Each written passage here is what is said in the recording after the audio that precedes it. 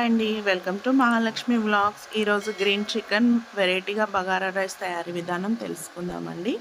ముందుగా టమాటాలను ఇలా ఉడకబెట్టి పక్కన పెట్టుకోవాలి. అన్నంలోకి ఇలా చికెన్ బాగా కడిగి దాంట్లో మసాలాలన్నీ ఒకదాని తర్వాత ఒకటి వేసుకుందామండి. ముందుగా ఉప్పు వేసుకోవాలి. తగినంత ఉప్పు వేసుకోండి. మీకు ఎంత సరిపోతుందో అంత ఉప్పు వేసుకోండి. ఒకరు తక్కువ ఒకరు ఎక్కువ తింటారు కదండి, అందుకని మీకు తగినంత ఉప్పు వేసుకోండి. ఒక 2 స్పూన్ల అల్లం వెల్లుల్లి పేస్ట్ వేసుకోండి.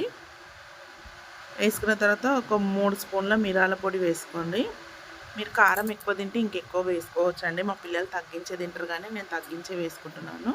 ఒక స్పూన్ జీలకర్ర పౌడర్ వేసుకోండి. 2 స్పూన్ల ధనియా పౌడర్ వేసుకోండి. 2 స్పూన్ల ధనియా పౌడర్ వేసినాక ఒక హాఫ్ స్పూన్ ఇలాచి పౌడర్ వేసుకోండి. వేసినాక 2 నిమ్మకాయలు కూడా దాంట్లోనే పిండుకోవాలి. ఇలా 2 నిమ్మకాయలను పిండి బాగా కలపాలండి. ఇలా మసాలాలు మొత్తం చికెన్కి పట్టేలాగా కలిపి ఒక 15-20 నిమిషాలు పక్కన పెట్టుకోండి. దాంట్లోకి మసాలా ప్రిపేర్ చేసుకుందాము. స్టవ్ పైన కడాయి పెట్టి కాజు, పిస్తా, బాదం,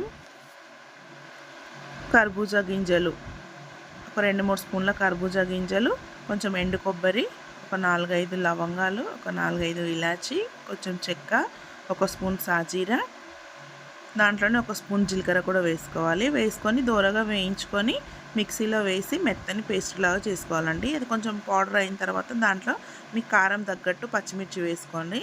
పచ్చిమిర్చి దాంట్లోనే కొత్తిమీర, పుదీనా వేసి కొంచెం నిమ్మకాయ పిండుకోవాలండి. దాంట్లోనే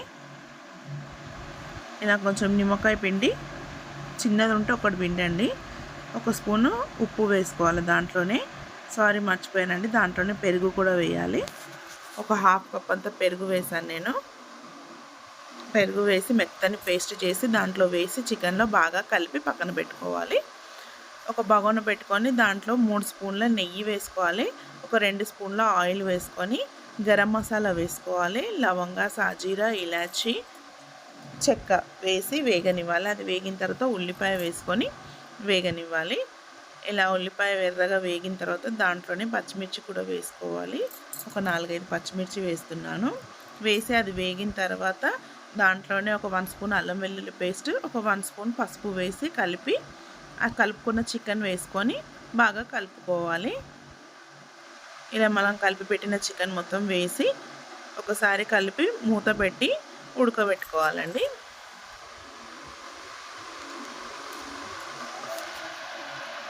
అంత లోపల మనం అన్నం గురించి ప్రిపేర్ చేసుకుందాం. బగారన్నం గురించి మనం ఉడకబెట్టి పెట్టుకున్న టమాటాలు ఉన్నాయి కదా, ఆ టమాటాలు మిక్సీలో వేయాలి. ఒక 5-6 టమాటాలు ఉడకబెట్టాను నేను.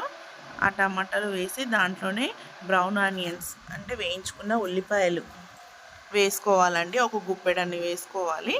వేసి కొంచెం కొత్తిమీర, దాంట్లోనే కొంచెం పుదీనా వేసి మెత్తని మిక్సీ చేసి పక్కన పెట్టుకోవాలి. అంతలోపు చికెన్ ఉడికింది కదండి, దాంట్లో మనకు ఎంత గ్రేవీగా అవసరం వస్తుందో అంత గ్రేవీకి తగ్గట్టు వాటర్ వేసుకోవాలి. నేను ఒక 2 గ్లాసుల వాటర్ వేసాను. వేసి మూత పెట్టి ఉడకబెడుతున్నాను. అంతలోపట అన్నం బగారించుకుందామండి. ఒక 5 స్పూన్ల నూనె వేసుకోవాలి. ఆ నూనె వేడెక్కిన తర్వాత అన్నం మసాలా వేసుకోవాలి. లవంగా, ఇలాచి, చెక్క, సాజీరా వేసి అది వేగిన తర్వాత దాంట్లోనే ఉల్లిపాయ వేసుకోవాలి. ఇలా ఉల్లిపాయ వేసి ఒకసారి కలుపుకోవాలి. ఇలా ఉల్లిపాయ వేగిన తర్వాత బాగా వేగాలండి ఇది. ఇలా వేగిన తర్వాత దాంట్లోనే ఒక 4-5 పచ్చిమిర్చి వేసుకోవాలి. ఇలా పచ్చిమిర్చి వేసి వేగిన తర్వాత దాంట్లో కొత్తిమీర, పుదీనా వేసుకోవాలి. కొత్తిమీర, పుదీనా వేసి వేగిన తర్వాత ఒక 2 స్పూన్ల అల్లం వెల్లుల్లి పేస్ట్ వేసుకోవాలి. కొంచెం పెద్ద సైజు స్పూన్ తీసుకున్నానండి, దాంతో 2 స్పూన్ల అల్లం వెల్లుల్లి పేస్ట్ వేసాను. నేను 3 కిలోల రైస్ చేస్తున్నాను. నేను 3 కిలోల రైస్ చేస్తున్నాను. ఇది వేగిన తర్వాత మనం ముందుగా పేస్ట్ చేసి పెట్టుకున్నాం కదండి, టమాటా, ఆనియన్స్, బ్రౌన్ ఆనియన్స్, ఆ పేస్ట్ మొత్తం వేసుకోవాలి.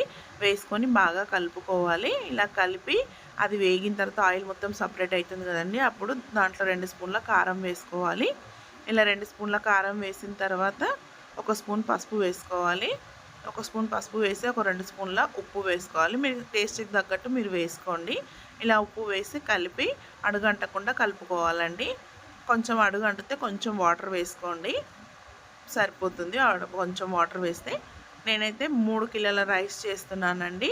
3 కిలోల రైస్కి నేను ఒక చెంబుతో తీసుకున్నాను. 3 చెంబులు అయిందండి. దానికి సరి పోసుకోవాలంటే ఒక 6 పోసుకోవాలండి. కానీ నేను కొంచెం తగ్గించే పోస్తానండి. అన్నం మళ్ళీ కొంచెం బియ్యం అట్లా ఉంటే మెత్తగా అవుతుంది కదా అనేసి నేనైతే 5 చెంబుల మీద ఒక సగం పోసానండి. కొంచెం తగ్గించాను, ఒక హాఫ్ తగ్గించి ఎసరు పోసుకోవాలి. ఇలా ఎసరు వచ్చేంత వరకు మనం చికెన్ కూడా ఉడికిపోయింది కదా, ఈ చికెన్లో మనం బ్రౌన్ ఆనియన్స్ వేసుకోవాలి కొంచెము. ఇలా బ్రౌన్ ఆనియన్స్ వేసిన తర్వాత ఇలా ఒకసారి కలుపుకోవాలి. ఉడికిపోయిందండి చికెన్ కూడా. ఇలా ఒకసారి కలిపిన తర్వాత దాంట్లోనే చికెన్ మసాలా వేసుకోవాలండి. ఇది రెడ్ కలర్ ఉంది, ఎవరెస్ట్ చికెన్ మసాలా వేస్తున్నాను నేను. అది రెడ్గా ఉంది. అది కలిపి స్టవ్ ఆఫ్ చేసుకోవాలి. అంతే అండి, చికెన్ రెడీ అయిపోయింది. ఇక్కడ ఎసరు కూడా వచ్చేసిందండి. అందులో బియ్యం వేసుకుంటున్నాను. ఇలా బియ్యం వేసుకొని కలుపుకోవాలండి. ఇలా ఒకసారి కలిపిన తర్వాత ఇలా కలుపుకోవాలండి. ఇలా కలుపుకున్న తర్వాత ఇంకా అన్నం ఎంతసేపు అవుతుందంటే తొందరనే అయిపోతుంది కదా. ఇంకా లాస్ట్కు దీంట్లో కొంచెం నిమ్మకాయ పిండుకోవాలండి.